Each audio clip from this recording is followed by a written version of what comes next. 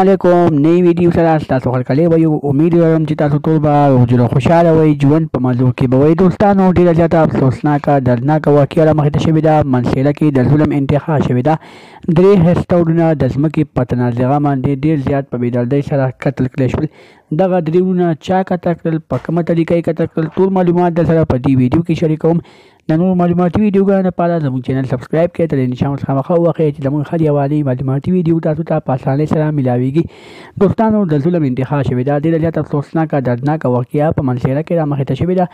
د ځمکې په تنازعه باندې 3 ښایسته شازلمي وروڼه ډېر زیات په بېدردۍ سره قتل کړای شول. د یو کور نه په یو ټیم باندې 3 جنازې ووتې.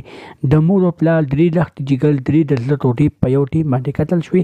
دوستانو په څه خبره باندې د ځمکې د یو ټوټې لپاره نن سبا ځمکه خلکو دومره اوچته کړې ده چې په هغې باندې د نورو خلکو زندګیانې ختموي.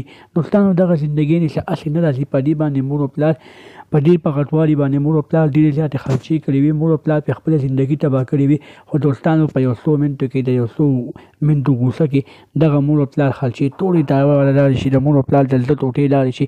دوستانو الله دې په دې ملک باندې رحم وکړي. الله دې په دغه مسلمانانو باندې رحم وکړي.